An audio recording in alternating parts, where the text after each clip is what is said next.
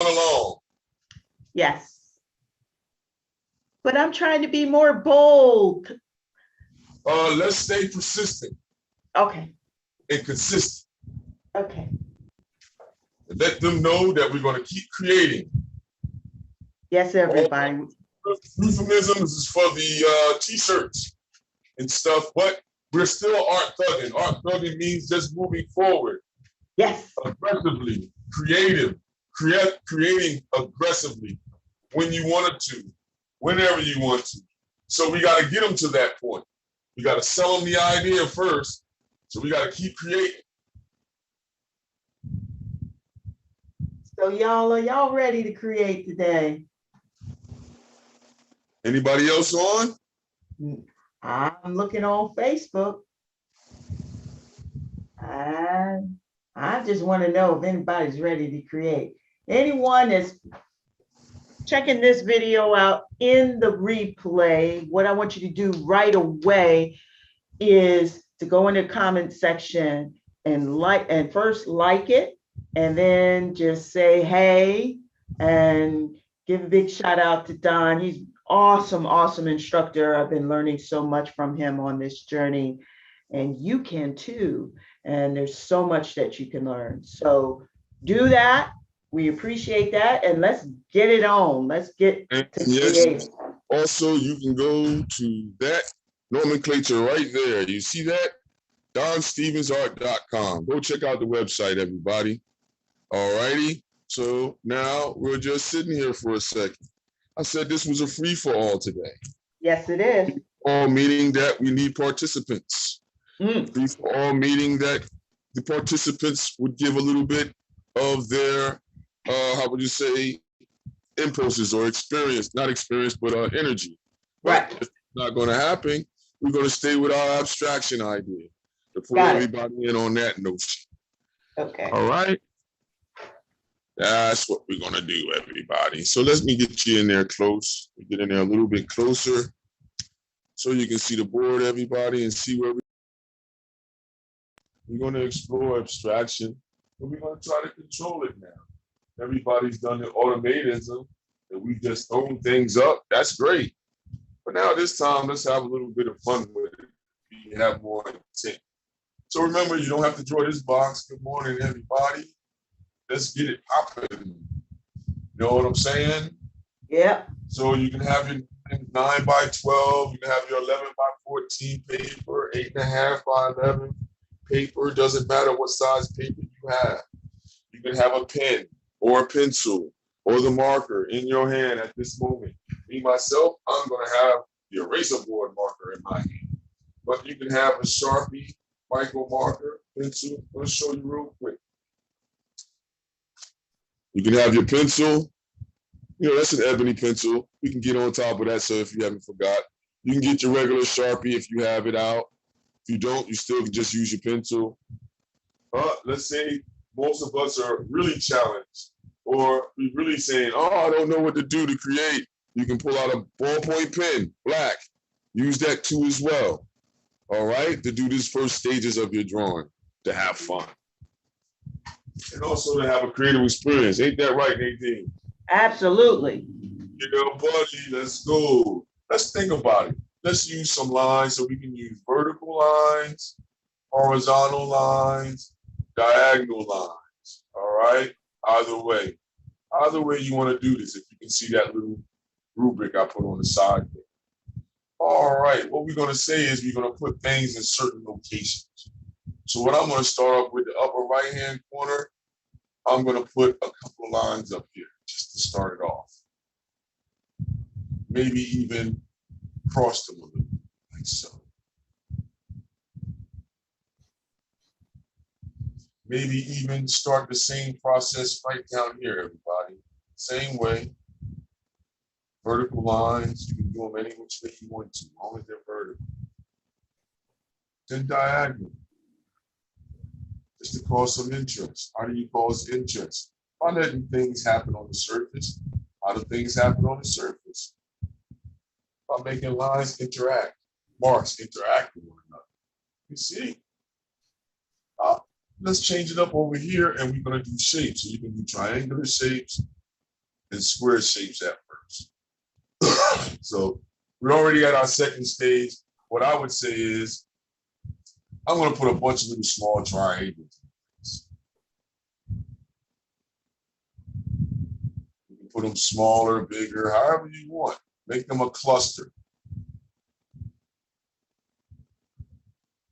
Make them a cluster of triangles. See that? Yep. All right. Now, why not the same thing with rectangles? Make them converge and overlap one another. Leave the back end open, almost like it's like a safety pin. And let them connect. If it touches your other design, let it touch or go through or go behind. See what's happening to the board, everybody? Nadine included? Yep. Yeah. Why not have one cut through this way, stop by the edge, overlap, and make it a little bit wider? Why not bring that filling down, let the safety pin be closed where it overlaps and be open down here at the bottom?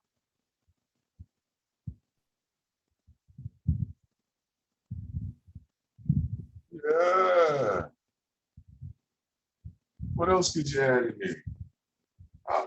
Let's go for something curvilinear. Got a lot of angles. What you think, Nadine? Something curved, something round, break up, angular, movement. So then why not? I'm gonna put a circle right here at the bottom left-hand corner just to start things off. And then now we can put a bunch of little smaller ones just meeting somewhere. I don't know. Let it go where your pieces is gonna go. Let the bubbles, if they are bubbles, overlap, smaller ones. Let them converge in the middle. Don't you think that'll bring some interest? Absolutely.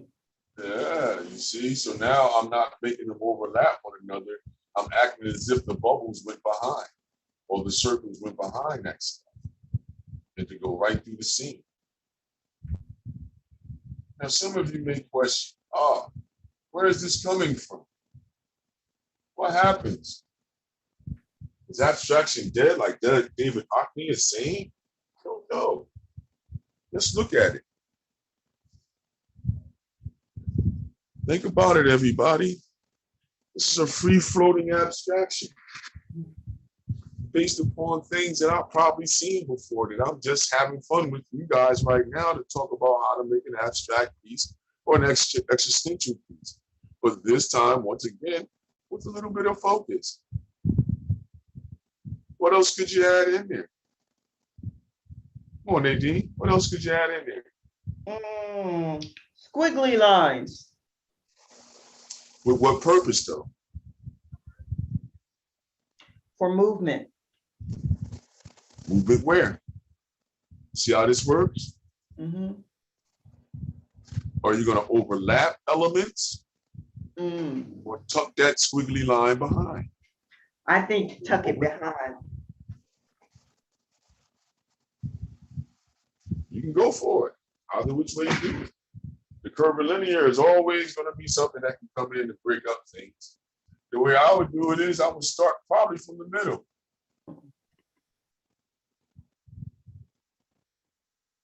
And let it come across.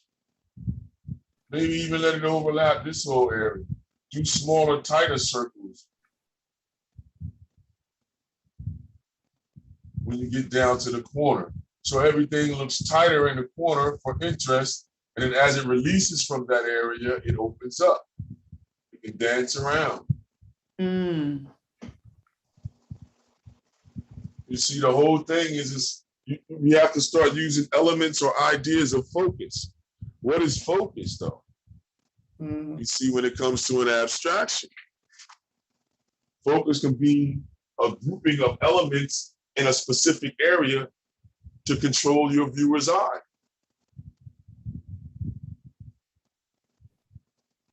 You see, I'm still on the marker board. I haven't transitioned to the paper yet.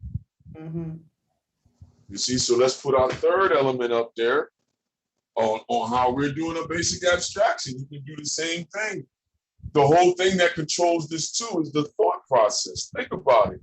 The reason why an individual like David Hockney would say that abstraction is dead because he feels as if nobody's saying it. Mm-hmm. Just think about it, everybody. You look around the art world, the world now, the art world, and we have all this stuff going on, pandemics, fights over civil liberties, fights over economic prowess. All this stuff is going on right now. The computer is transferring and upgrading society. It's taking the chance to talk about these things. See, abstraction is not always just a fart. Right now, we're doing a controlled fart, as I call it. Some people say, Nadine, I should choose different words when it comes to this. But I say, because one lady said that I was possibly kind of showing an ignorance, but I said, how am I showing an ignorance if I'm showing you how to release? Right. And giving you an example of a release that we all do together. Unifiably, we know what that release is. So if you release like that on the paper, you get the idea. So I'm not going to change that. I guess I have to sound like I'm an underling or a neophyte or whatever the case may be. But I know we're going to get some interesting stuff. Ain't that right? Right. So our first element was angular lines. Our second element was angular shapes. Our third element was curvilinear shapes. We used the circle.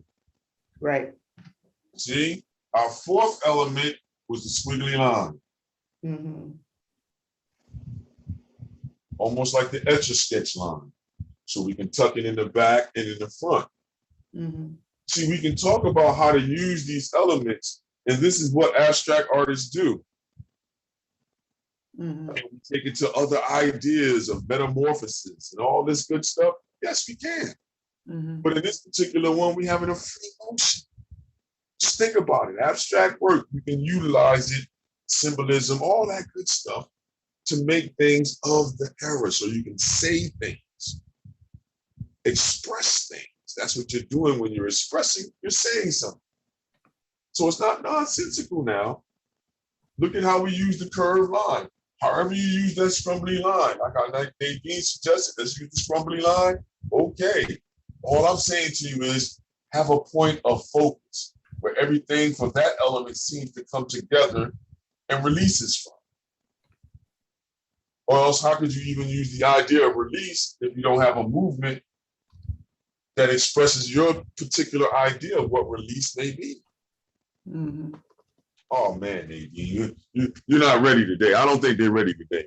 I don't know if they're ready. I don't know, Nadine. I don't know. I don't know if they're ready for this. I went in too deep. I was going philosophical. You see, I got the green shirt on, man. Going too deep, Nadine. Pull me back, Nadine. Pull me back. Oh.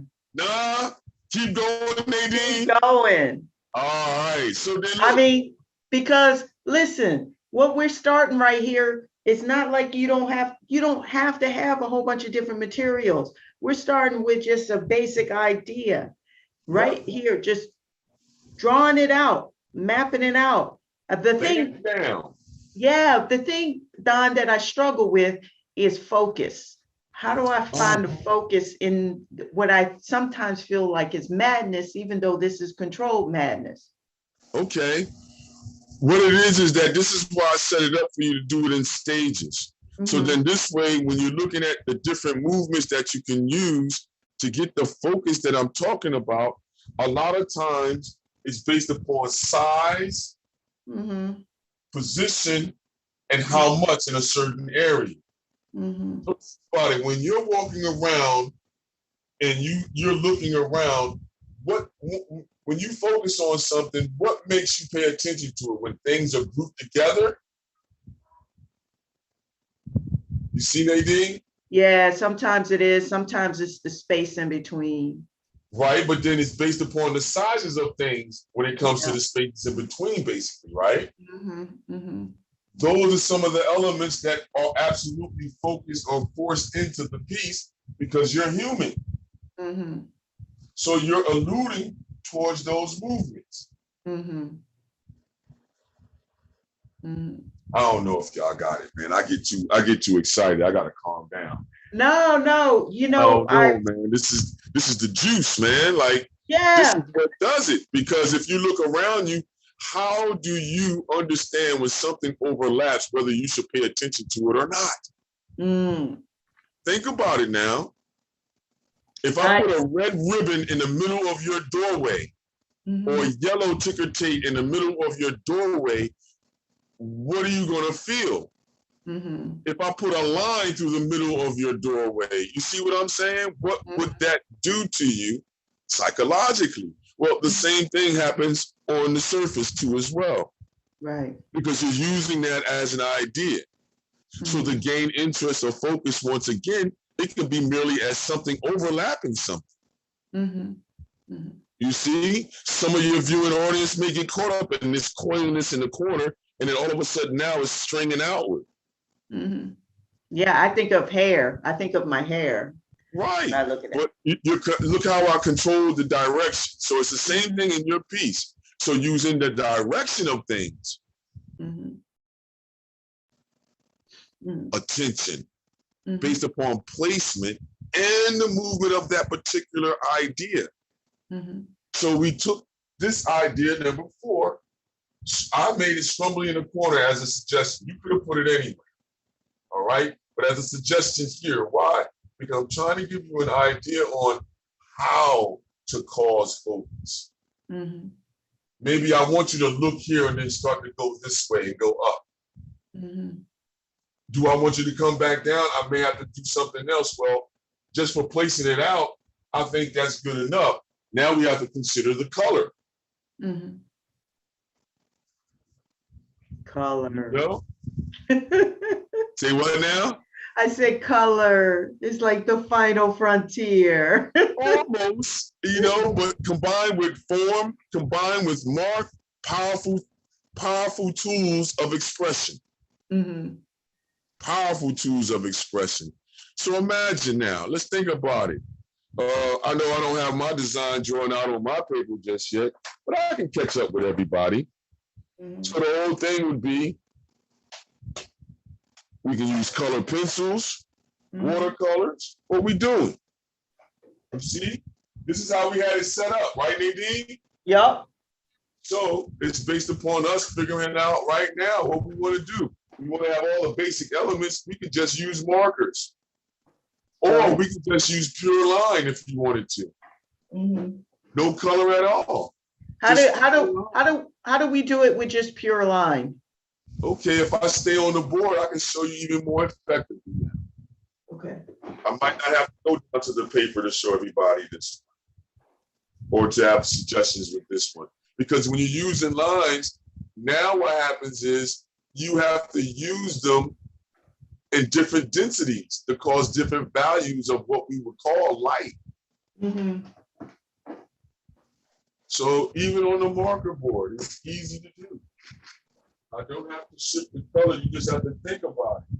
Look around you. How do things give the impression of darkness and lightness if you're just looking at like screens or you're looking at lines and things? It's the distance. So then look, I can take one of these circles, put just 1 or 2, 3 lines inside of it. And this one here, to make it seem darker, I can put the lines closer together. You see that? And this one, I can just put 2 lines in there. That may come up seeming lighter. You see? Maybe in here, I fill this whole thing in with tight horizontal lines.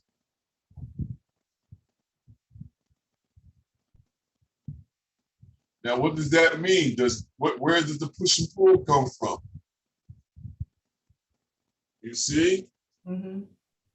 Maybe in here, in this one, yeah, this little bubble here, make this one dark. See, I'm just going through the scene, just picking.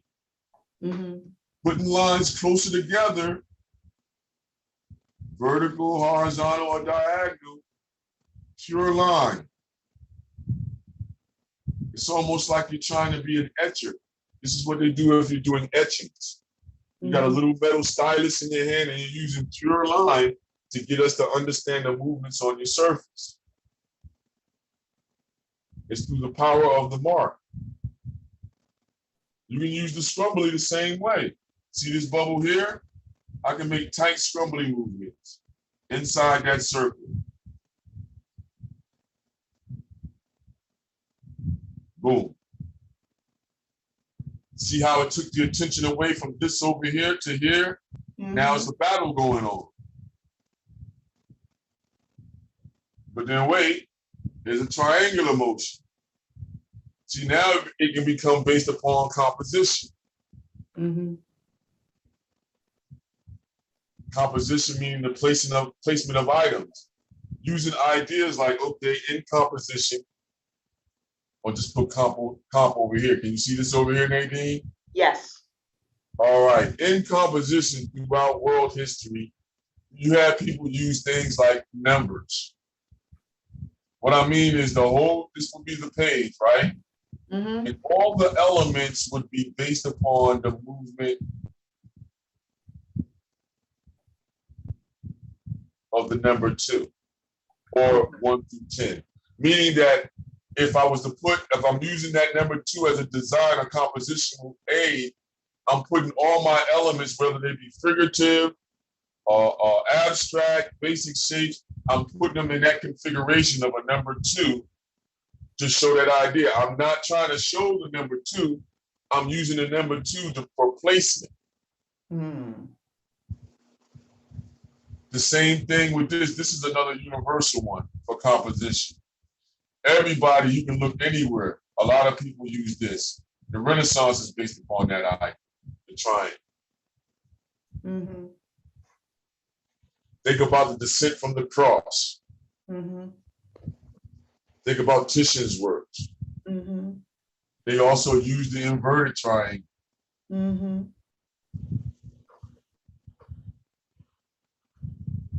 I'm not trying to be religious or metaphysical. This is just what they use. So as a composition, we didn't use that. We used chaos. Natural placement, impulsive. So then to carry on with your question, how do we fill in with this pure line?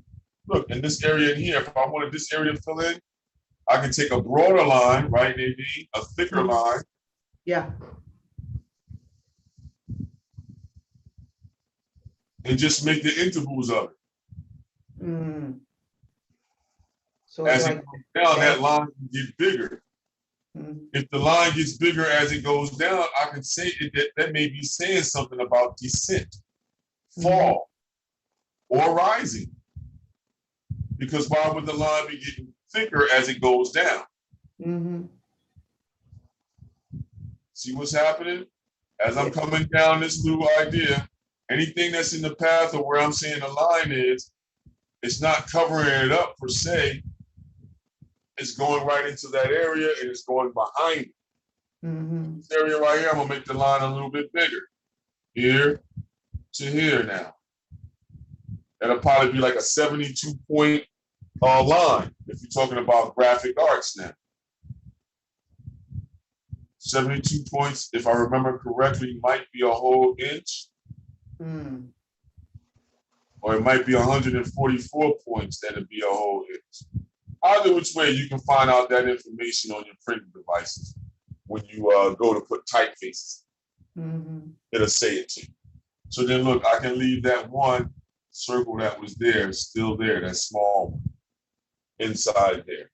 Now down here at the bottom, I can make it closer together and make that whole bottom, if I want, halfway across, a fat line. See, when we saying line and mark, the line doesn't have to just stay this one little, mark on the page. You can make lines thick to where they appear like shapes. You see what's happening, Nadine? I do. See how the page is filling in? Yes. This is almost doodling too as well. Keep going. How else would you fill it in? How else would you make us feel certain elements in this piece without color, with just pure mark? Dots. Dots, okay, but like in pointerless. dots in what way? You see, think about it. If we add that other element of dots to our composition, that'll be our fifth element. We got dots, because we got lines everywhere. It's just that they're thicker lines. Right. So that's all I'm saying. You can use thicker lines in this category. You see what I'm saying? Mm-hmm. See how you're making your own rule system as you go? Yes. You literally do this in your mind, but nobody takes the time to make their own little, you know what I mean, rubric and things like this, so you can have your own way of following your intent. Mm-hmm. That's what intent is. You set up a process. That's all we did. Mm-hmm. We said, okay, we're going to deal with 5 elements. We added 2 on the end. 4 and 5 was just added. Mm-hmm. You see, which is dots. Now, how many different ways can you use dots to show tension? They have to be tightly packed. Right. To show release, it's loosely touched now. Mm-hmm. So you notice even on the board, as I put that focus in there and I put a couple of dots even further away out here. Mm-hmm. Look at the psychology of that. Yeah. So there's many ways you can use this mark. How are you going to use it to get our attention? Okay, let's go into some areas. I have these areas going good. Let me come up in here. Maybe I want to put it in the inside here.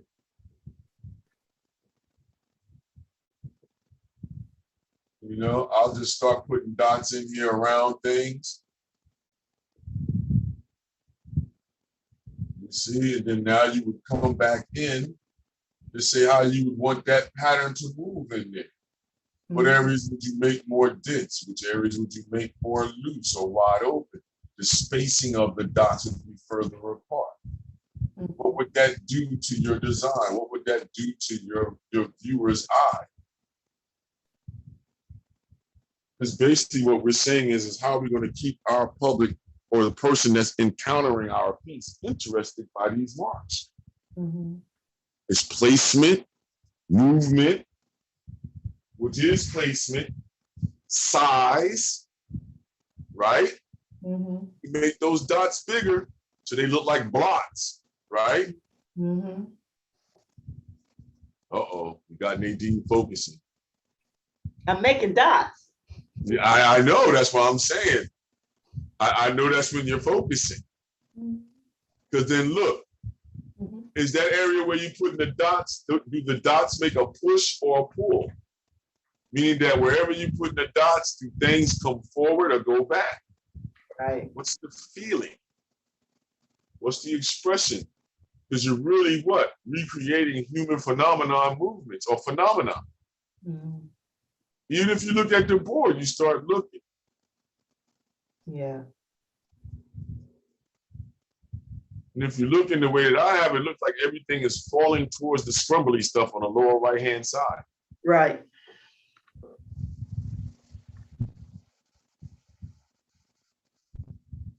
You see? Now I don't want to just stay on this one. We're gonna take this one to where we need to take it, and we're gonna do another one then.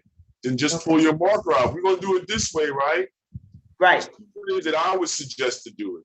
If you're confident in your mark making, you can use the marker straight away or the pen straight away, not even worry about it. Really? Or or if you having difficulties, do everything in your pencil first, then come back with the marker. Okay. All right. You know, because then if you come back with, you already done set down what the design's going to be. Now you can come back with the marker and not fill in, but outline everything of importance. Mm-hmm. So are we starting a new design now? No, we ain't finished the other one yet. Oh, I thought we were doing Commando. Yeah, see how you went too fast, man. I mean, what did you do on the other one? You didn't even show yours. Okay, so I'm pulling out my markers. First one to get the formulation together. This Okay, is like AP print, the artist proof, you might as well say. Mhm. This is the piece that's going to set the standard for all the other pieces you're going to do within this time frame. So I would say to everybody that's watching live now or is going to watch the re-recording, what other marks could you put in of Okay. interest? Think about the marks that we've already dealt with. Mhm. Look around you in your environment and see what marks you can use. Oh, we can use a coil. Well, we already did that. That's the strumbling. That's number 4. A coil, strumbling movements, those are all the same things. Okay. It's just that the coil is more organized than the strumbling. Right. You see, so you see how I don't make a difference between them. It's based upon how you want to move. You can put the coil on number 4, because that's what the coil would be. Look, on number 4 here, I would put the coil as another movement. Right. You know the coil is a orderly movement, you see? Right. It's a control movement. It's not chaotic like the strumbling. Mm-hmm. The strumbling is free, it just moves. Mm-hmm. The coil has a purpose. I can change the coil to where it's moving small at the top and then expands as it goes down. Mm-hmm. That means something. Mm-hmm. You see what I'm saying, Nadine? Yes. So it's like as you're adding on, let's look at the phenomenon. That's still based upon a curve. Mm-hmm. It's just an orderly curve now. So where would you add that in? That's up to you. Where would you add it in the piece? Mm-hmm. Or are you saying, Don, where would you add it in? Yeah, that's where would you add it in, Don? No problem. I feel you. You see? Because when you look at the screen like that and you get quiet, I already know what that is. It's like, okay, let me show something on the board. Yeah, let me show something to give an idea. And then you move along accordingly. Like, look, I can make it seem like that coil can make it seem like it's a sound coming from here. Okay. And then just connecting right into there. Wow, that's cool. You see? Mm-hmm. I can make it so that it's looking like a sonar wave. Mm-hmm. And make it stop. You see? Mm-hmm. Because now that looks like, is this stuff falling out of there or going to it? Mm-hmm. You see? Mm-hmm. Now, as you start getting more and more elements on, you got to control the value system, the darks and lights that I just talked about. Right. So then look, I would take the dots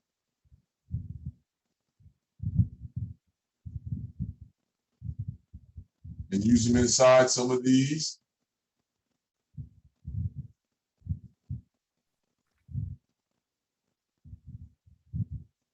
So they look like forms of something. Then I'll put a couple of horizontal lines in this one, maybe 2 in this one, none in those. Mm-hmm. You see? Look at how the different directions of marks are bringing interest. Mm-hmm. Or it may be causing dissonance. Maybe the person don't want to look at it. Mm-hmm. You see? What you think? Let's see yours, Nadine. What you think on this one? Let's see.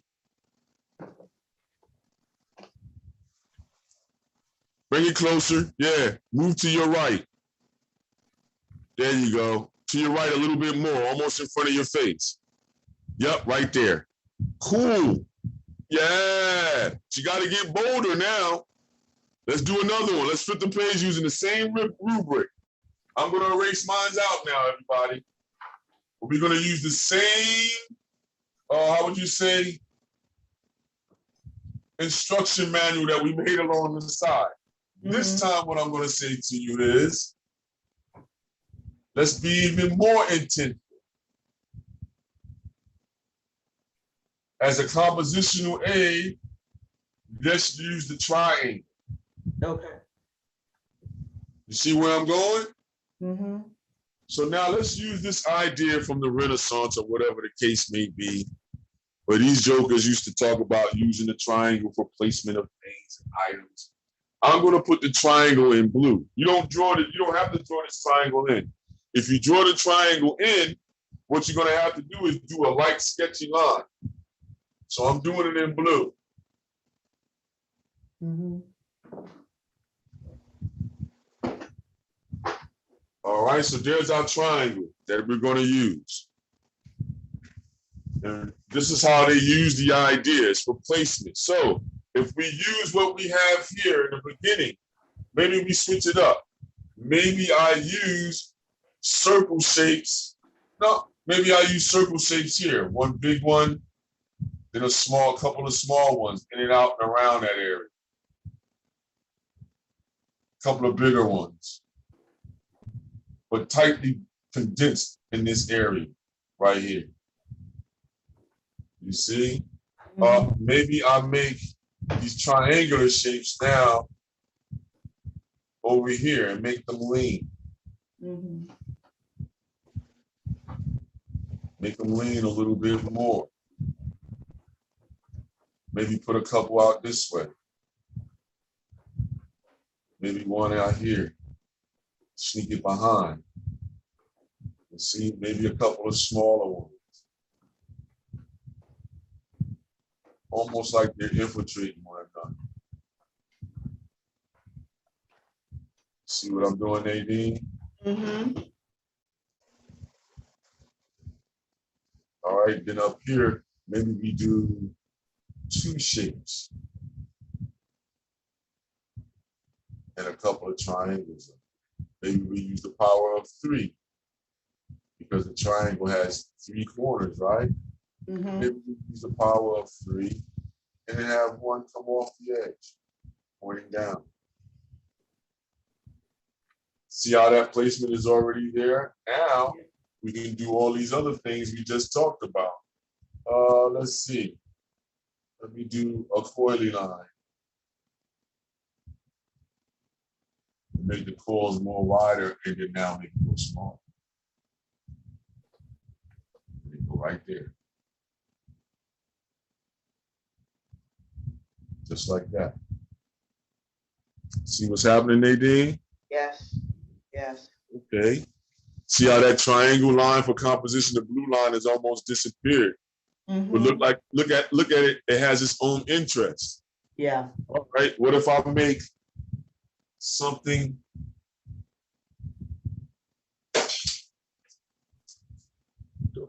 hold on a second.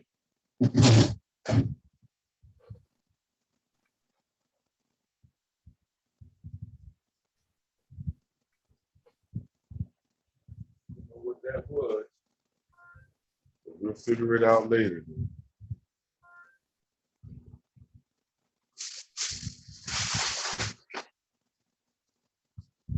Okay, let me just keep moving. Mm-hmm. Ready? Yeah. Okay. So now look, like how I said, I'll start this from here. Maybe we do the scrumbly line.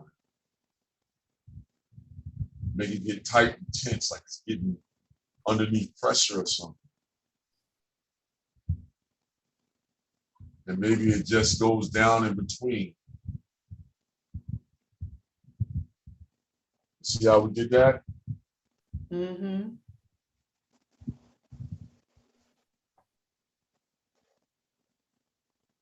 Mm-hmm. Maybe we have things that look like, we make a couple of lines that look like it's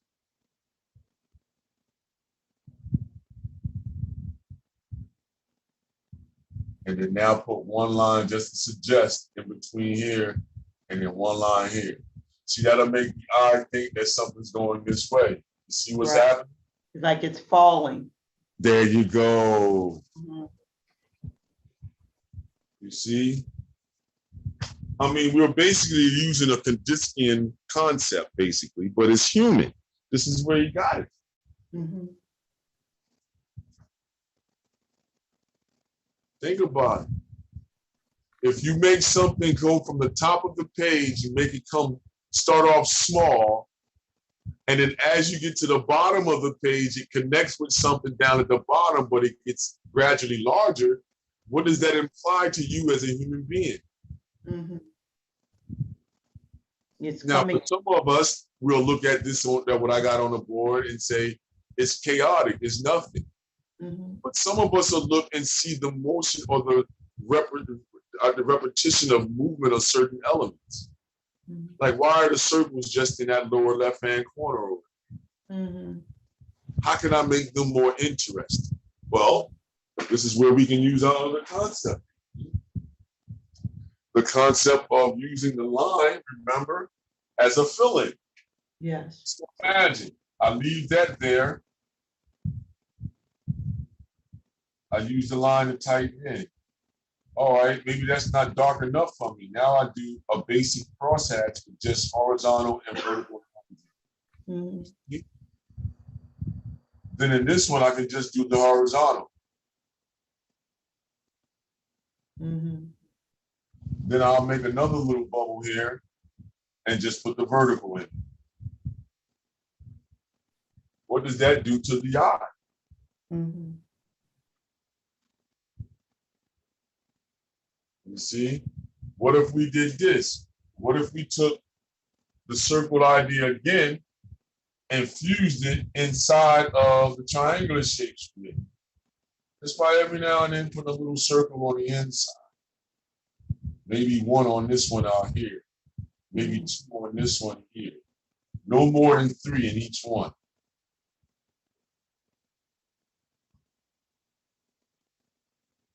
What does that do? Mm-hmm. See how you're thinking now? You're looking like, holy crap, wait a minute. What did that do? Yeah. You see?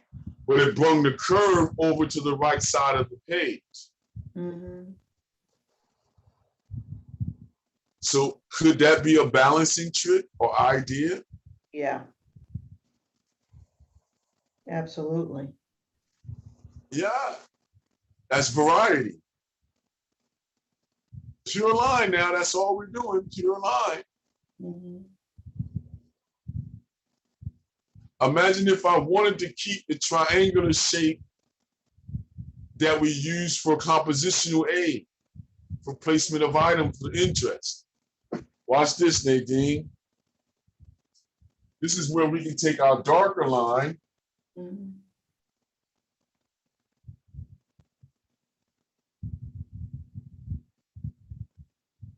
Fill it in, Mm-hmm. right? One is going down, right? Watch this little trick. I'm gonna put a half of one right here. Mm-hmm. And then now over here, I'm gonna put one straight through, dark. Mm-hmm. What? Yep.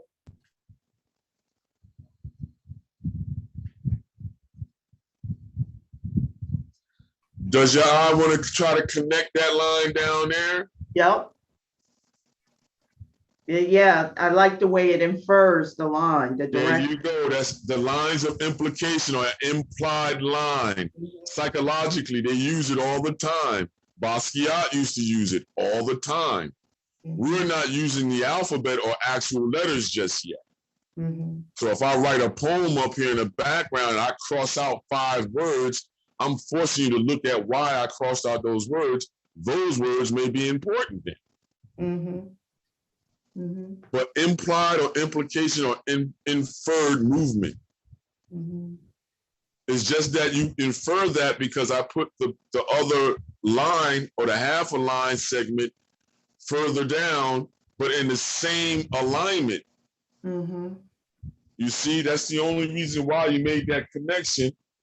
Even if I take away the blue line in here, you're still gonna feel that. Mm-hmm. You see? Because your eye wants to connect the elements that are the same or similar or symmetrical. So your eye wants to try to finish off that movement. These are a lot of things in what the abstract artists do. But your viewing audience might not get it all the time because they may not be even looking in their world like that. that's the problem with abstract work too. And it's amazing, even though you might not understand it, but you feel pulled to an abstract painting. Well, if it's just purely mark, it's a lot more we have to do to garner that type of attention. Or this is where the idea of minimalism comes in. Mm-hmm. Less meaning more. Mm-hmm. You see? What else could you do to the coil? We're not done with this one just yet. Oh, I know. 4 minutes on this one. What else could you do with the coil on this one? Well, I can put a double coil there. Mm. And then stop it. Wow. And then come here, start it off as a dash line. Mm-hmm. And then make it turn back into a double line again. Mm-hmm. What did it do?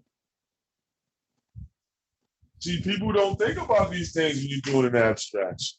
And this is just one basis of it. Right. And I've seen that technique in yeah, you see it in a lot of art. In comic books. Yes, all the time. Yeah, they use that. Because it expresses an idea of what? Movement. Movement.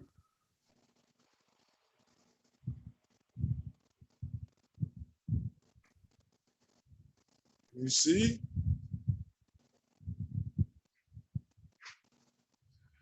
I can call this one Descent of Mark. You know what I mean? Right. My conversation with David Hockney. You know what I'm saying? I'm being honest. My answer to him is that abstraction is not dead because we all haven't done it yet. Right. That will be a European male concept because he feels as if we need to move on. No, sir. Abstraction will always be here. Just like objectional work will always be here. It's just a matter of how many people are going to want it. Right now, once again, non-objectional work like we're doing right now has to start having the feeling of it saying something. Mm-hmm. That's the missing equation, right? I mean, that's why everybody does collages, right? To be able to say something. A collage is basically you're finding objects to put together, reappropriating their meaning, pulling them out of their context, reintroducing them to a new context to say something with that fragment. Mm-hmm. Isn't that what collaging is? Yeah, but you just broke it down. I wouldn't even think of it like, I wasn't even thinking of like that in the past, but by you comparing it to abstract art, because I didn't think collage was abstract. It is. But it is. Yeah, because we're not digging in the trash no more, or going to doctors and dentists' offices or a hospital to steal the magazines anymore. Right. But that's what it is. It's a lost and found craft. Right. You're finding other things that may express better what you feel better than what you can do by your hand. Mm-hmm. So it started off as, as a craft. Why? Because we did crafts to do what? To fill our homes with things to make us feel, more comfortable and homey at home. Mm-hmm. So you would take certain fibers that somebody would like and you put it on something. Oh, that's mine. Yeah, that's yours. And now we got to the point now we do what? You can take certain fibers to say certain things. If I put a bunch of grass or hay on one of my paintings, what is that going to say? Oh, Don's been in the country? What is he trying to say about grass and different, vegetables? What is he trying to say? That's what happens. You're taking something, I take a Coca-Cola can, rip it up, break it up into pieces, glue it to a surface, and put American flag underneath of it. What am I saying? Mm-hmm. You see what I mean? Collaging, mixed media. Now, when you throw the idea of mixed media in it, it's a highfalutin collage now because you have to see each element on the surface. That's the thing about mixed media. Mm-hmm. If you're saying mixed media, you got to see all the elements. So how does that work with this idea? You got to see all the elements on the surface to be able to call it what it is. Mhm. You got to see each separate element when it comes to that idea. With what we're doing, it's like, how do I garner your attention with just pure mark?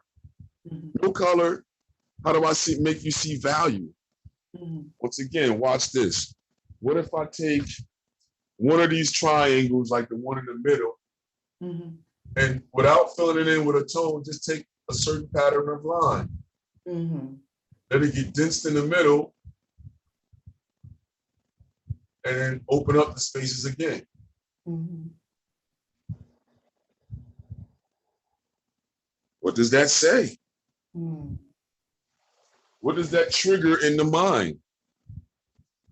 Because this goes to the idea too, is a mark a sigil? And a sigil can be like an alphabet. If I write A on the board, you know what I mean? Through Mhm. Z, that'll be a sigil. It says something.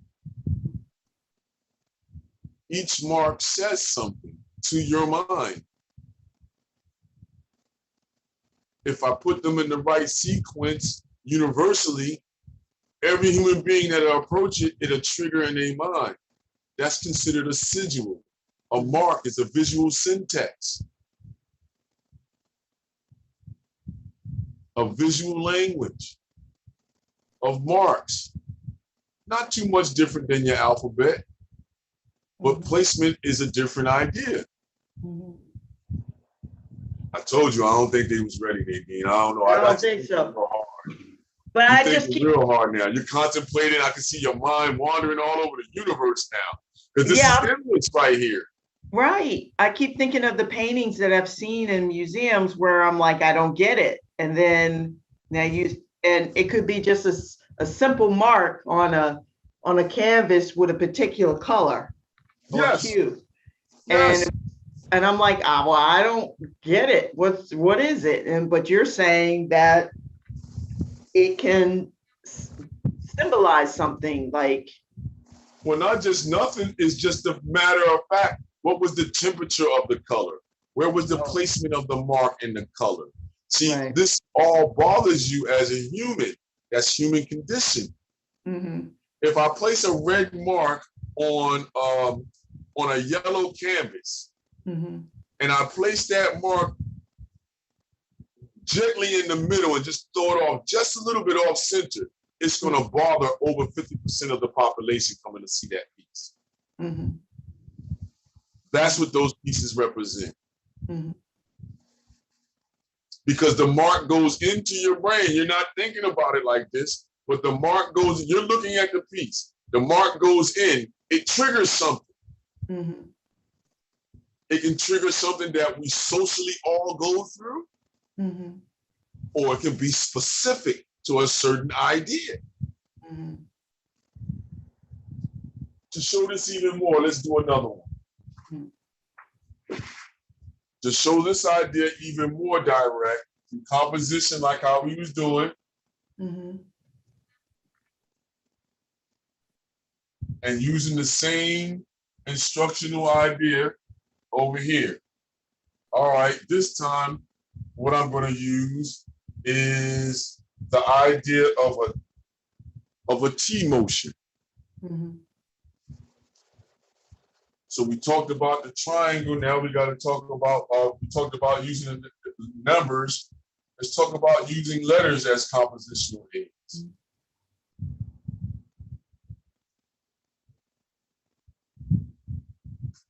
And if you check this in art history, this is done during the Renaissance, the Baroque period, Spanish Baroque period, Velázquez, all those guys, Titian, all of them, Bonaleche, all of them use these ideas, all of them. You can think that, oh, this is Don's information. No, it's not Don's information. If you go and look, you'll see. Even to this day, artists are trying not to use it. I say use it. It'll bring more interest. It'll bring more validity to the human condition. So y'all see it. I put the blue in there, right? How do we show different intents and things like this? I'm going to do it real simple. I'm going to show a circle here.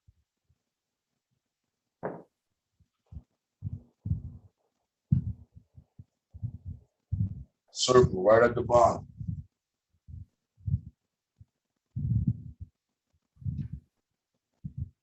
Okay, Mhm. see it? Yep. All right. Now, what I might do, this is what I'm going to do. We're going to start your coiling motion. Small, big, big, big, big, big, big, big. See what just happened? Mm-hmm. Go all the way out. See, I'll do the thin line, then I do a thicker line. Mm-hmm. Thin line, then I do a thicker line. I'll do a thicker line in here.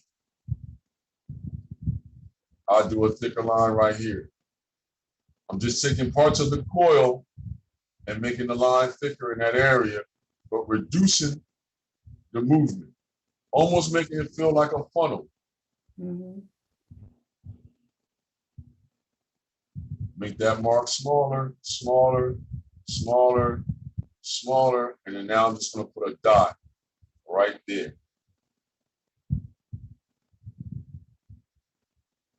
All right. Mm-hmm. Now, what else am I going to do? I can take lines, and we can do this from here now, angular lines,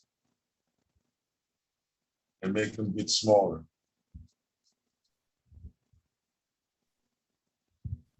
Angular line, and make it get smaller as we get towards it. What did we just do? Where's the interest? Let me get that blue line out of it.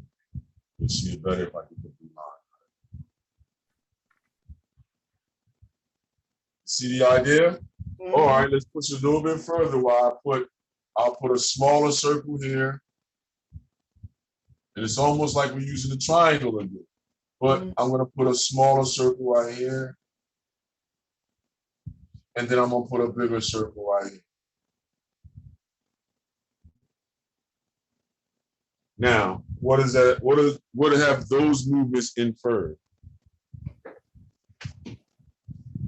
It's almost like the circles are coming out of the funnel. There you go. But what did we control? Why did you say that? Controlling the focus. There you go. And what would we alluding towards the idea of focus? What would make you say that?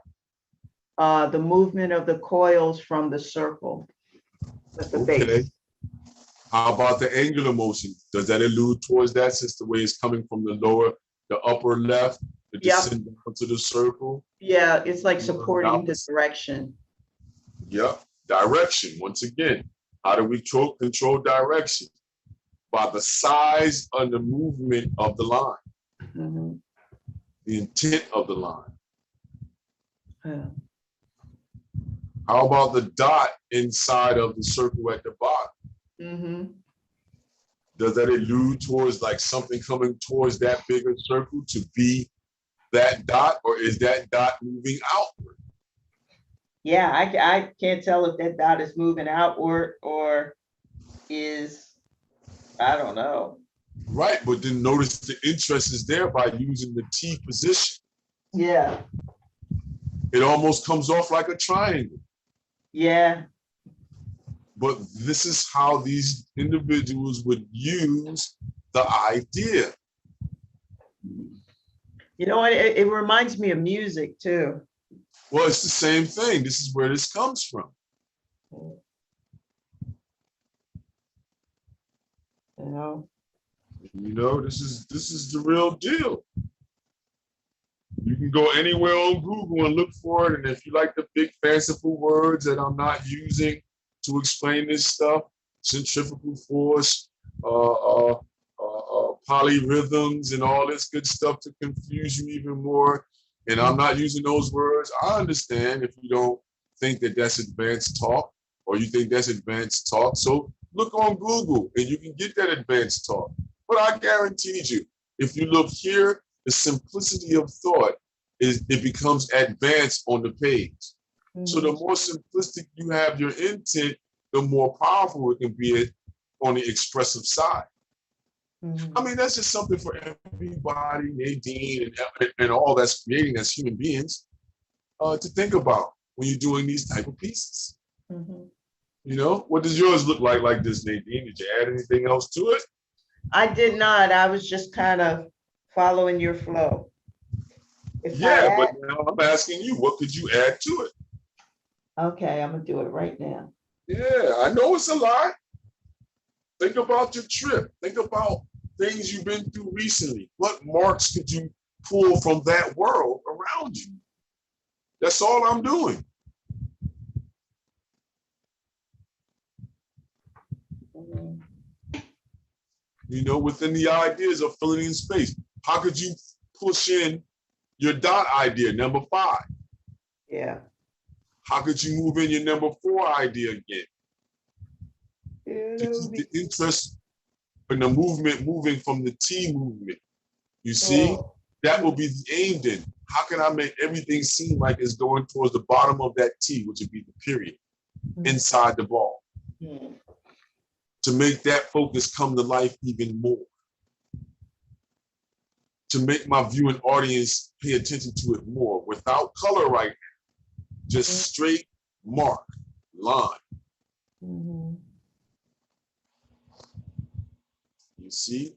And for everybody else that's watching and probably watching along now, or is going to watch it on the rewatch, hey, take a chance. Come on, be bold, try it. It's nothing more than a piece of paper and a pen you can do this one with. It's all about your thought. What are you thinking about? How do you want us to look at your page? How do you want your viewing audience to move around the page? Where's the focus at on your page? Is it an all over this, like automatism?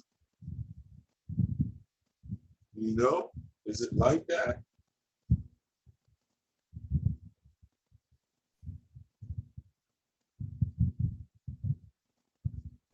You know, these are the things that when you're doing a non-objectional piece of artwork, which we're doing right now,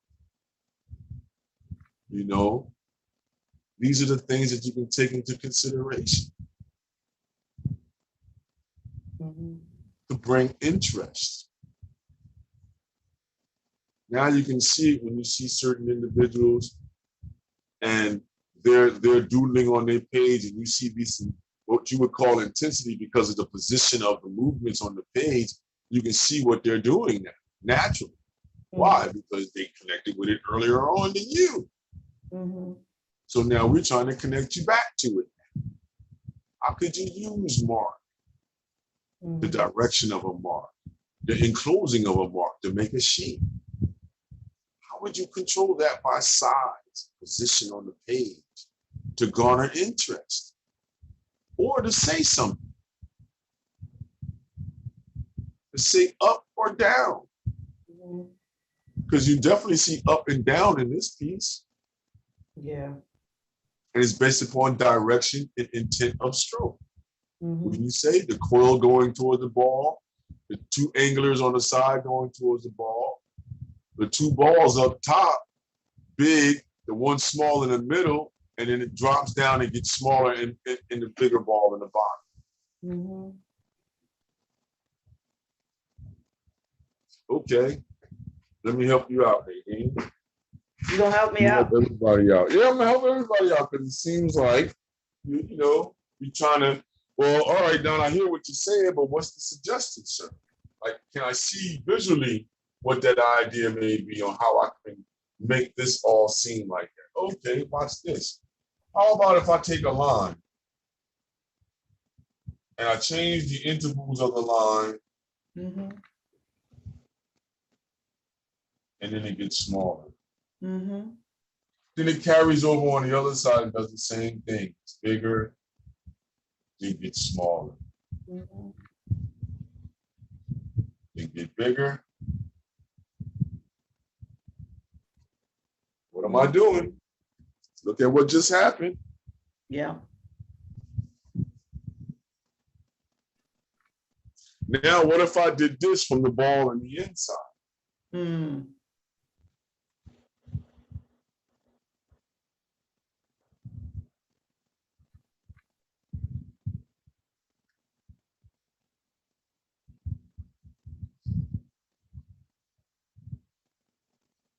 See that? Mm-hmm. What is it saying? Yeah. What is it doing? Now Saying a we lot. just see what? Sequence, pattern, right? Then we just use sequence and pattern, and now everything does what? It's starting to even look more so. Everything is starting to make me feel like I need to look at the ball now. Mm-hmm. Yep. All right, let's do this one now. Watch this one. Okay. We're going to take a fatter line and then make it go thin. Oh. Now I fill it in. Wow. Matter of fact, I'll fill it in by skipping through a couple of spaces here and there. Mm-hmm. There we go. That implies a lot more now too. Forces your eye to see that descent. Mm-hmm. See it? Yeah. What did it do? All right, let's do it to the other side. Same thing again. Now I'm gonna do it bigger.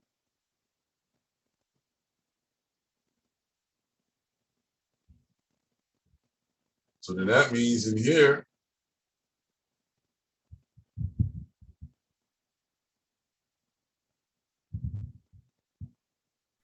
then I'll put one here. And you notice a lot of times I like to deal with the power of 3. Mm-hmm. It's just something about using a certain sequence of numbers that's intriguing to human beings. Mm-hmm. Look what happened, Nadine. Yeah. What's happening? Interest is starting to happen, right? Yeah. You're starting to look for what? Looking for, well, why is that ball commanding that much attention where everything is attracted to it, or is everything coming from it? Yeah. You're like, what's going on with that ball? Right, but then it's all implied or inferred. Mm-hmm. Marks of implication, implied line, implied movement. Using the idea of the phenomenon of the human condition, up, down, left, right. Mm-hmm. When you're in your environment, how do things grab your attention? Mm-hmm. You know? Why have an accent wall in a house? Right. You see? These are the things that are coming to fray or coming to the forefront when we're talking like this. Now, this is also in the objectional world too, as well. It's just more, I would say, orderly. Mm-hmm. But when we're doing sessions like this is the stuff where you can have a free movement. What I call your, how would you say, your creative colonic. Yeah. You like that one, right? Yeah, a creative colonic, a creative suppository. You gotta get it out. You gotta keep creating, so you gotta let it out. Yeah. So the easiest way to get people to understand that is when you do what I just did. You know, hey, when you do a colonic, it's free flowing and you feel so relaxed, so beautiful, right? Yeah. Don't you feel the same way after you had this creative colonic? You just let it out. Just let it out. That's it. There's no right and wrong. Stop worrying about being right and wrong. Right. That's the other issue. We're dealing in a way where we're saying, okay, this is our intent. I want to use the T composition, use the letter T as a compositional aid, Mm-hmm. and now I'm going to make something from it. Mm-hmm.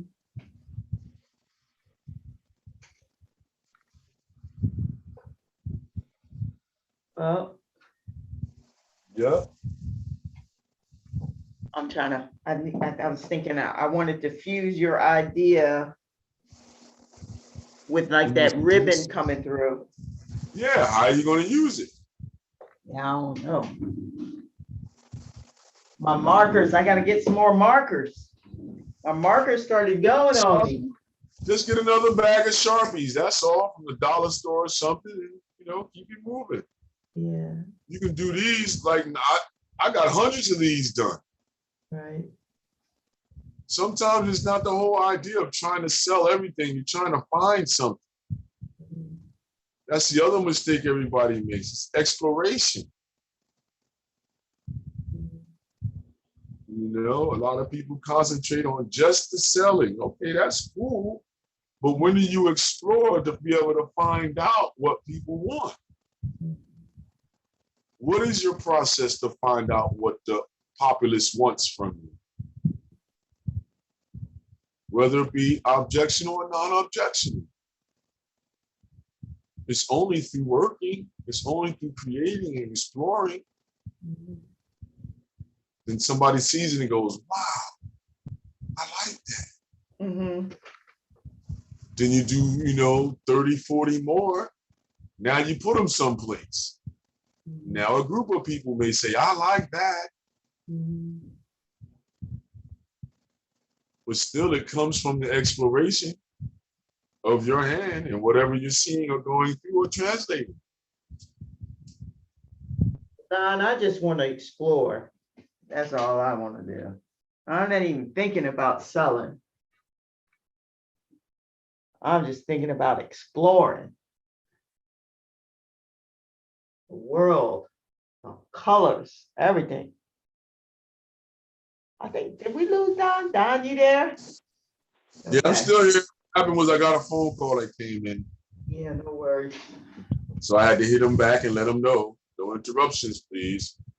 Yeah, I'm just thinking about exploring, like exploring the mediums, you know, becoming comfortable with them, seeing how they. Well, all you're doing is you're taking the marker and you're getting to understand how you can be free with the marker. Or you're taking your pencil, drawing it out first, and then coming back with the marker. Mm-hmm. Or you can use your ballpoint pen. Mm-hmm. Yeah. That's the freedom of this. Mm-hmm. But you can't be caught in what's right and what's wrong. How could you have right and wrong and you don't know because you didn't place anything just yet? Right. You know? Yeah. We can do another one where we show a minimal idea.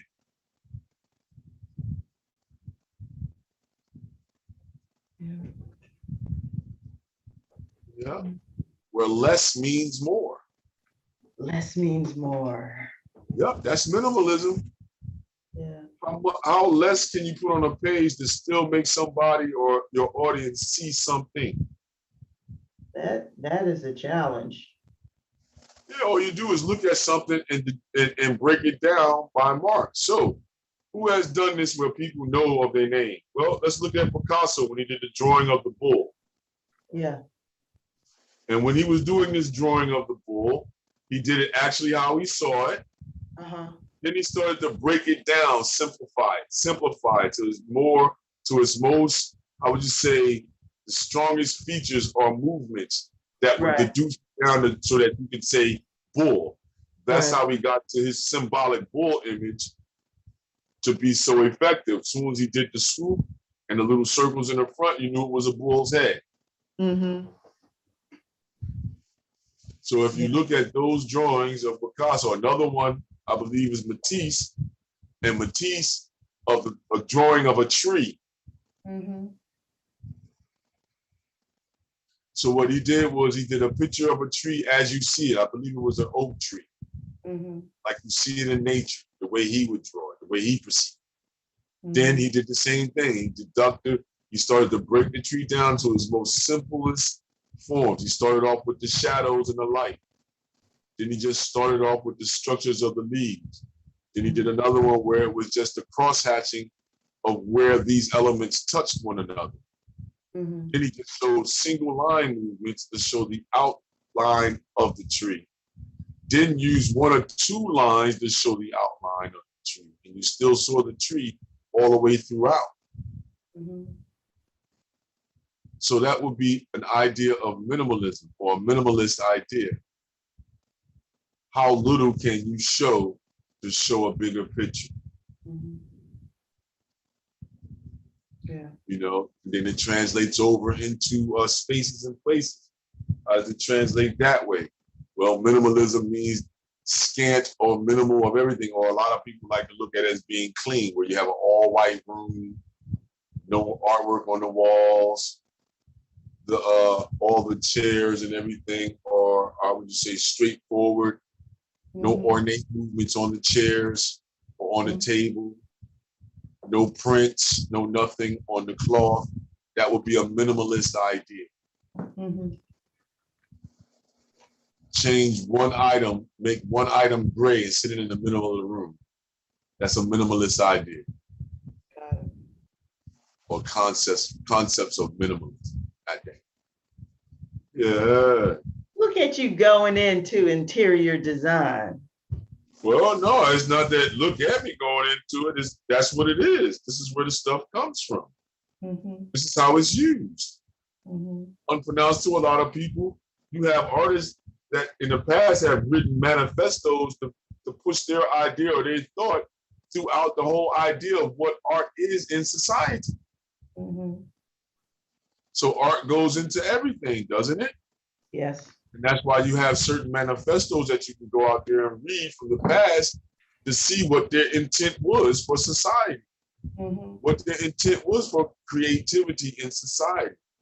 How should society engage the arts?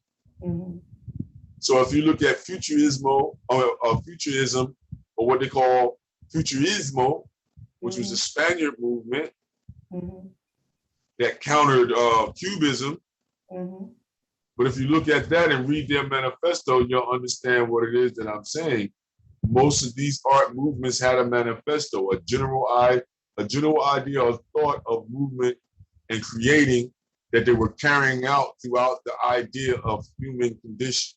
Meaning all the usages of what a human being can get out of art. So fashion, architecture, advertisement, decoration, decor, all these categories you would take your idea through. See, a lot of us don't look at that. We look at that as just opportunities to possibly make more money, but it's not just that. It's what are you saying about your particular idea or movement within the art? How is that going to displace or replace or bring up the idea of the arts in society and art? Right. There's a lot. Yeah, I go back at David Hockey and I say, how can abstraction has ran its course? It hasn't run its course yet. It's right where it needs to be right now. Everybody uses it. So are you saying because everybody uses it as a thought process of intent of peace that it's dead now? Well, no, you still can question that because not everybody has done it. I haven't explored all the terrains on the planet to see how these individuals are encountering and using the idea of abstraction. Or do they even call it abstraction? You see what I'm saying? Right. So it's not dead. It's just that it has to transform or transmutate or move to the next idea to come back around to the same idea again. Right. So you think that's happening now? I mean, amidst all that COVID and technology? Yes. It has to. It has to. You know, if everything else is moving, art has to do the same thing. But art has always been the glue to all of that, even still to this day. No matter how powerful the computer is and everything else, it's based upon human expression, or what we call art is what drives all of this stuff. So It's just a problem of who's going to think about it and present that new equation that's going to be the attractor to all human beings on the planet. Got you. That's what this is all about. Mm-hmm. Is it going to be the computer from now on? You see what I'm saying? Right.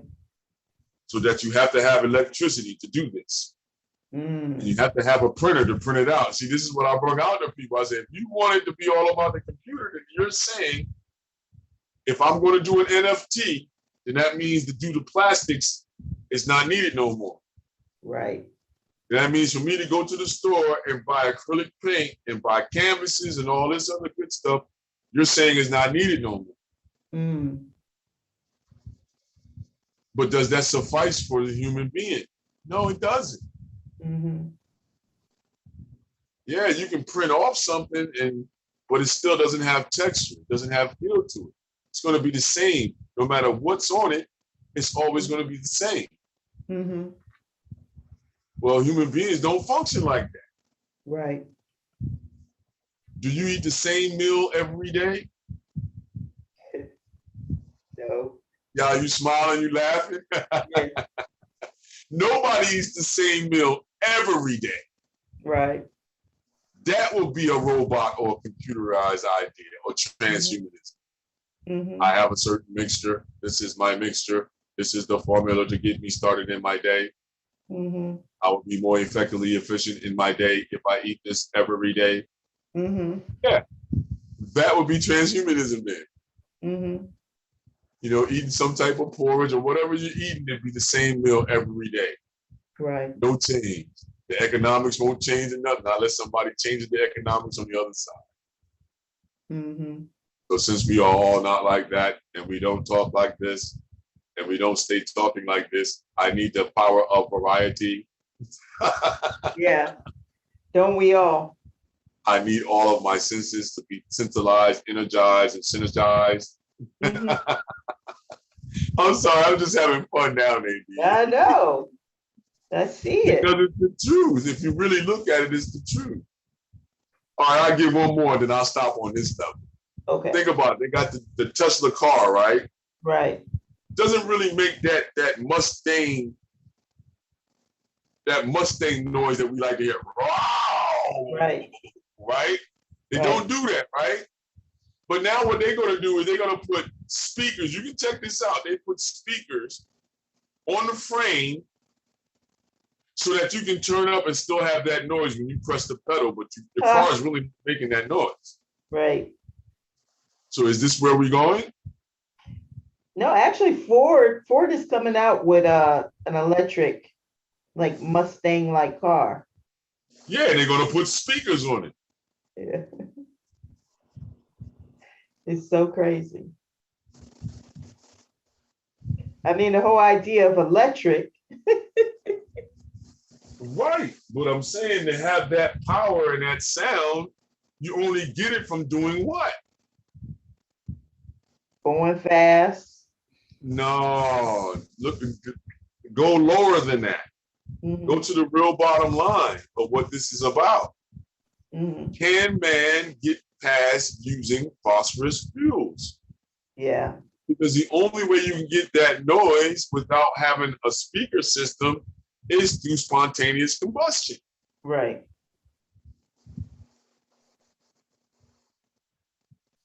No, you know, let me de-escalate myself. You're getting deep, brother. I'm getting too excited because it's like it's not really minuscule if they're saying by 2030 they're going to stop making combustible engines. Right. So what's going to suffice that feeling in an individual that wants to hear that 503, you know, block engine? Right. When you slam that pedal down, you want to hear that scream. Right. Right. And then when you press down the electric engine, you hear. Yeah. If that. It's real quiet. You don't even know it's on. Thank you. So then what's going to happen is the only way you can get that noise is what? You got to put speakers on that doggone thing. So what's Ford going to do? Yeah. Put speakers on an electric car, just like everybody else, to get you to fool you, to make you think You're going You're fast. hearing a good engine when you're really hearing a soundtrack. Yeah. That's funny. So this is where we're going. Right. But when we come back to what we're doing with pure mark and pure line, it's the same thing here. Mm-hmm. What are you saying? The human being doesn't need to investigate mark making. It can be all done digitally with a tablet. Is that plotting or is that really drawing? Is it? Yeah, when I bring that up, people get mad at me. I said, you have to question that. You have a tablet or you have a pad in your hand. You have a stylus that doesn't really leave a mark behind until you touch the screen. But how did that mark come to life on the screen? Somebody had to configure that. So then is that mark you're placing truly random? Or was it already configured and you're just picking a space and place and time to place a mark there? Randomly speaking. Oh man, a whole room got mad at me when I said that. Because you're plotting. You're not drawing, you're plotting. Right. Wow. But, you know, that's our new dilemma. So it seems like you're getting tired. How are you getting tired? What's on the page? Not tired. I'm like, what do I do more? Huh? I'm like, not tired. I'm like, what? You know, it's that the when do you stop? Is it enough? When you're doing this and everybody wants to have freedom, this is the freedom. Okay. There you go. But how come you're not using the whole page? What made you put everything in the middle of the page like that? Because I had notes around here. all this. Just of the idea, the notes are supposed to be separate. Yeah. You're supposed to use the whole page. Okay. Yeah, you got to use the whole page. You see how you alter the idea? Yeah, that's cool. But do one with the whole page. Okay. I was just following. I had the square. Shortcut the feeling. That's the experience. The whole page. Got it. Because other than that, you're going to be always thinking you got to put notes on the page when you're doing this particular type of piece. No. Then once you do a couple of these smaller ones, then you start expanding the idea. You do it on a larger format. Then you change the material. Or to bring this idea out more, now you can pull out the highlighters. Right. And all that good stuff for filling in. I got them drawings. This whole thing is laborious. If you don't understand a laborious blue collar idea, it's not all white collar. You got to get physical. You got to be tactile. Now you're going to put that in now, but you haven't gotten together your mark making. So what are you doing? You said you wanted to do it all with pure mark. I did. But then you mentioned mark, you mentioned highlighter. No. You're trying to shortcut everything, add other. These are all about today, pure mark. No markers. No markers. Okay. Pure mark. Why evade the task? That's the task. How can you make us feel something with just pure mark? You're taking it like, this is getting boring. It needs another element. No, it needs another element. It needs another movement. What other movement you gonna put on there to make us have more interest into looking towards that central figure at the bottom of the page? If we're using the T as a compositional element. See, you want it. Everybody wants it. You give it, and then now everybody wants to run from it. Yeah, I guess I'm just at the point. What now? What do you mean, what now? Where's the interest? Where's the focus? Where did you want us to look? At the ball at the bottom of the T. Right. Does everything and all movements on the page force us to give interest to that ball? I think I need to do Did you more. control the value? Where's the darks and lights? We're just using the dots. Right. Did you use everything in your rubric system over here, 1 through 5? I Did you did use not. anchor lines? Did you use more shapes? Do you need more shapes? Do you need circular shapes? Do you need more coil or more scrumbly movements? How about the dots? Do I take the dots and the scrumbly and fill in areas? Do I take pure tone or pure value and fill in areas? Expand your thought. You're just thinking it's all right, 1, 2, 3, that's it. Okay, it can be that, but then how interesting is your piece going to be? Well, I feel like it's not interesting enough. That's your problem because you're judging it. Oh. Okay. Instead of asking yourself, did I put movements in there to bring interest to things? To the item that I said I want to bring interest to in this particular piece. I want to bring interest to the circle. At the bottom of the T and still have that T composition still be relevant on my page. Not that the T has to be shown on my page. The compositional element that I used to get this piece together as a template was the letter T.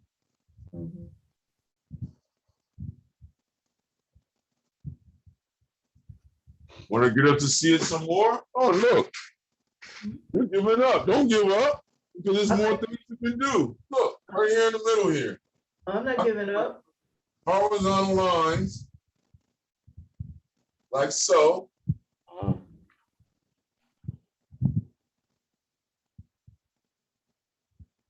Put them closer together, like so. What is that doing? Yeah, that's adding more texture. Yeah, so then, you know, you're saying you're trying to say, which way do I go? What elements don't you have on the surface? Yeah. You see how just a switch in the thought can do that? What elements you don't have on the surface? What elements can I put there to bring more interest? That's all I'm doing. And it's based upon me. Now, this is where you can get from Jackson Pollock in his earlier years when he said he is nature in the movie. That's what that means. I am the beginning and end of the piece.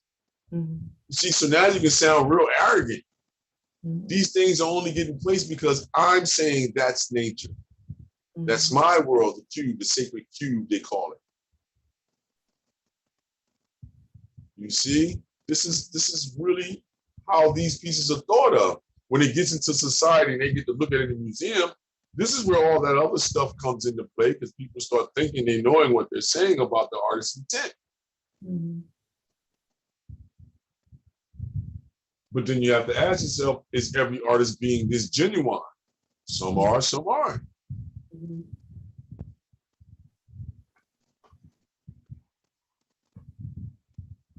Yeah, you can't see no place else to go in that one. Start another one. Get another piece of paper out, start another one. Change up the sequence of what you're going to use. Instead of using shapes first in the next one, use the scrumbly line first in the next one. Or use the dots first in the next one. It's endless. That's why I say don't stop, don't quit, because you're saying to yourself, I think I hit a limit. I'm saying to you, there is no limit. You know, but you're making the limit because you're the pi point. You're the dot. You're the beginning and end of this piece. Okay, for the pieces so far, you relinquished all of that to me. So I made the templates, we go along and you follow along and you do. I take the template and go further. What's the idea? How many elements can you put on the page to bring interest? Which one is going to bring the most interest? This is what abstract artists are thinking about. This is why some of them, it takes a couple of months to get their original idea together because they're placing things and looking. They're not just, you know, if they do work the way that I'm working right now, they'll do like 20 or 30 of them, and then they'll look at it to see what they're going to say to you, to see what the next group of pieces are going to do. Mm. I don't care what artist you're talking to. If you talk to them, that's what they're doing. Mm-hmm. It's even worse in music. Mm. That's why we use musical thought or ideas, the polyphonic and all this good stuff in art. Mm-hmm. Lost and found is a big thing in the art world.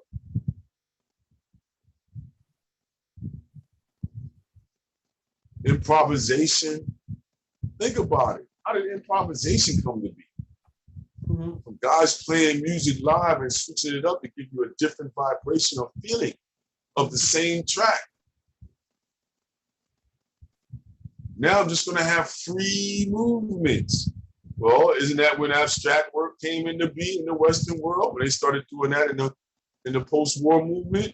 Mm-hmm. Free movements, free thought. Yeah, it's all one. So to go back to your other question, yeah, the digital era is coming in. We got to reassess everything that's in the human condition. Mm-hmm. You know? Now, this is where I have to stop talking about certain things. I can't give out all the ideas. And if I give all the ideas out to you guys about what this era is and how to translate, you know, you might make the pieces that nobody will look at my pieces. So I'm gonna stop it there with that type of thought. All I'm gonna say is that in each era, we have to look and reassess things based upon where we're navigating. Mm-hmm. Everything's going digital. The Pentagon is digital. Everything is digital. Mm-hmm. What does that mean? Mm-hmm. Does that mean we physically have to be digital or mentally? Mm. Yeah. Oh yeah, lots to think about. Mm-hmm. Yeah, these new paintings I'm gonna do is gonna be something else, you guys and everybody else there. But you have to understand the thought, everybody. We have to challenge it. This is a challenge to you, open challenge to you guys. Can you make your own template, your own idea of movements? Can you use a compositional aid as a shape or a number or a letter? Mm-hmm. Are these things still relevant? Mm. Or is the computer winning out so where you just take pictures and you just, you know, use Photoshop or Illustrator to put ideas together? Mm. No more painting, no more doodling, no more paper. Yeah, we have to assess this idea. This is what this is about. Mm-hmm. They draw along with Nadine and DonStephens. We're advocates of the hand. Yeah. True. Yes or no, Nadine? I don't know. True. I know I am. Of the hand. Yeah, because I gotta do something with my hands so something can be seen. Mm-hmm. With the computer, I don't have to necessarily do anything with my hand if something can be seen if I have electricity. Mm-hmm.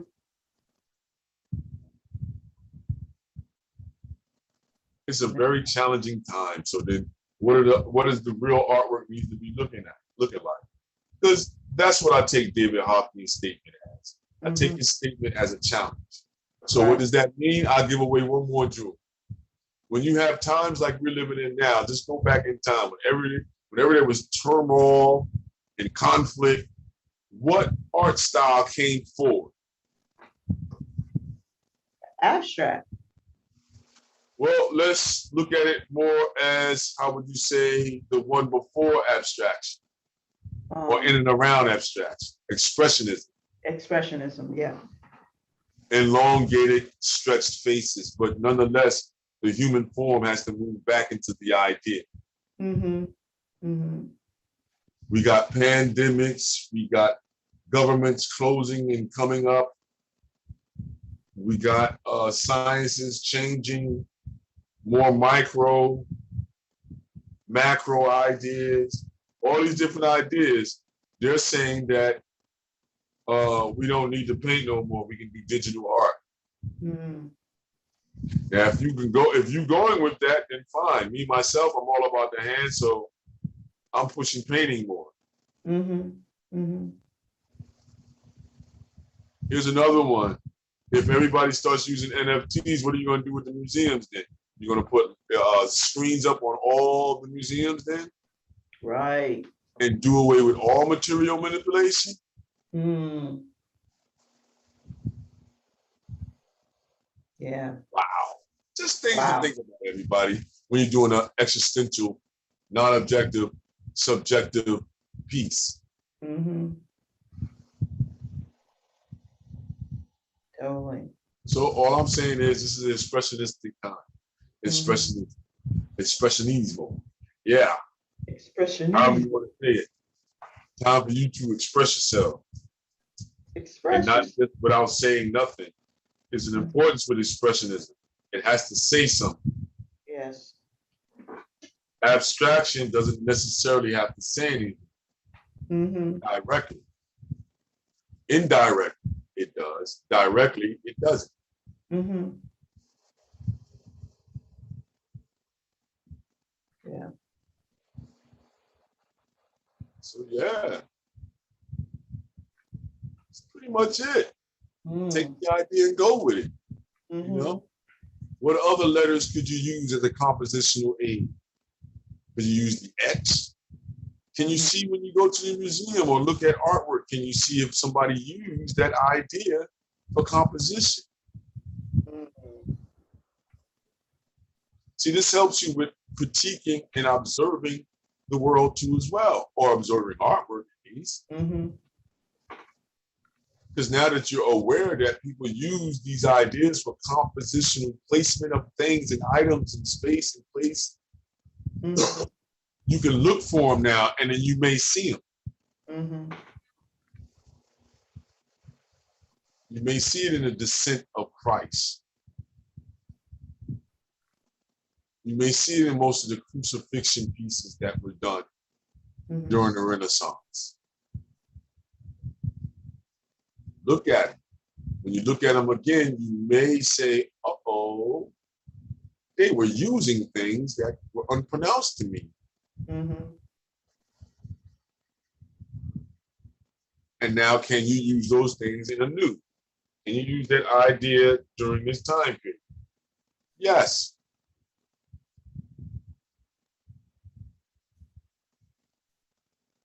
Anew. Yep. And that was today's session. Yeah, buddy. Yeah, buddy. So how? This was fun. We did 1,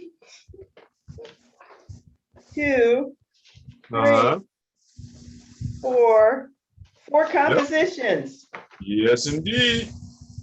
That was my intent. Yeah. You know, there are a number of things I really liked about it. One is the idea of just like approaching art, not just if there's thought, there's intent involved in it, and that about keeping it simple, because sometimes I do things and make it too much. I go overkill. So, I mean, to keep it simple, to actually lay out your plan, your intent, and then just use those directions that you created yourself, and then see how what those lines or those shapes or whatever you're creating speaks to you and what happens. I think that's beautiful. Yeah, well, it's more than beautiful. It's you're using your idea of your surroundings. Right. Look around you, things that are grouped together get your attention. Right. If they group together a certain way, they get your attention a certain other way. Right. If things are big in your environment, they get your attention. You use the same thing on the surface that you're using in your environment around. It's always going to be. Yeah, this is way cool. Thank you so much. No problema. Yeah. Let's And That's the whole Yeah, yeah.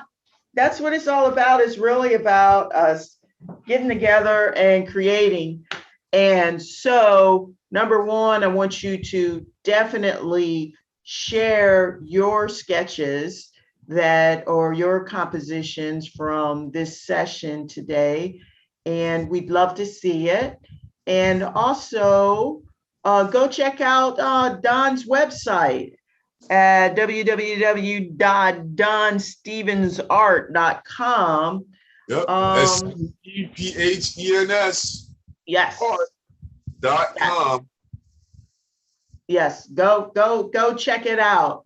He's not just all talk. You can see a lot of his work and what his offerings are, or you can do like what I'm doing is taking classes, instruction from him so I can open up the inner artist in me and really let go and not be so stuck in perfectionism because perfection is a lie. Yep. Let your job worry about perfectionism. You worry about creating.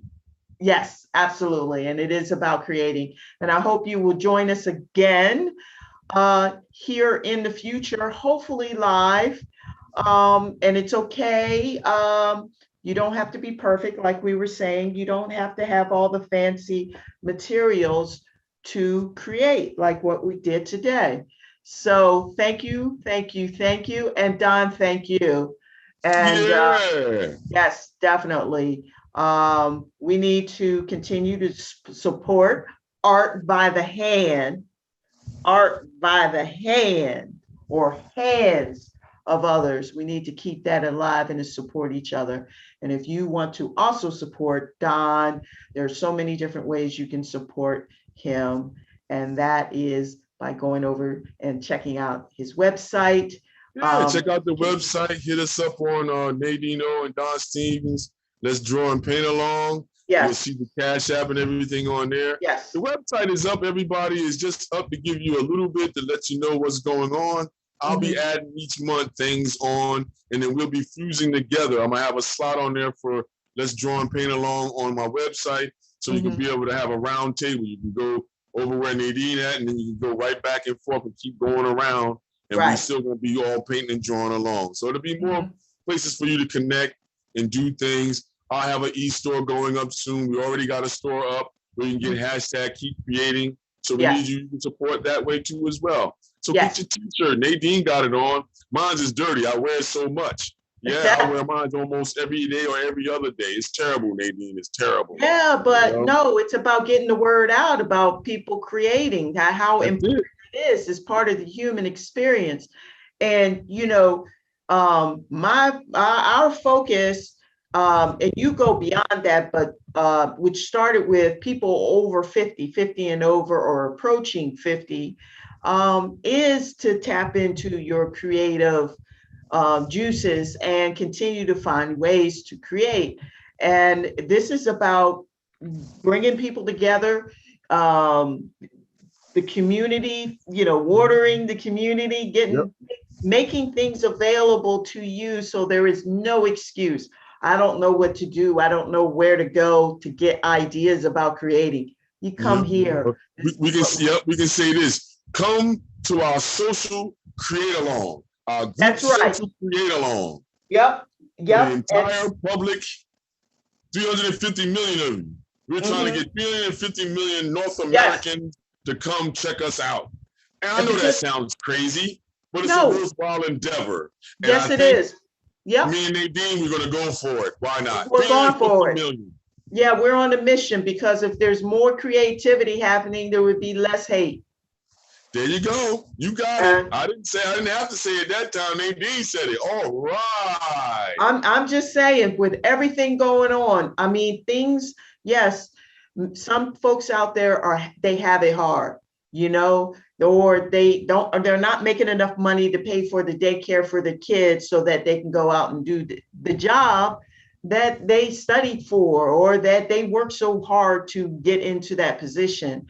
And art can heal, but art can also show you direction in that. That's why I say keep creating. If you're doing that and you're having that situation, Everybody knows that's going to look at this. You got to be creative in your lifestyle right now to make things happen and move. This is where the term keep creating comes into play. I say it to everybody, and anybody that gets an email or a text from me, I put it on the end of everything. Why? Because your entire life is a creative endeavor. Keep creating means, hey, I got an issue, or I don't know how to resolve it, how I'm going to resolve it. Start thinking creatively. You may be able to resolve that issue. You will be surprised. Keep creating. You will be surprised. How deep creativity is in your life. So that's where I end my words at, Nadine. Keep creating. Keep creating, everybody. Create. As soon as you open your eyes, keep creating. Keep creating. Yeah. All right. Thanks, everybody. Thanks for joining us today. We look forward to seeing you again soon. Take care, peace, and have a great week. All right? All right. All right.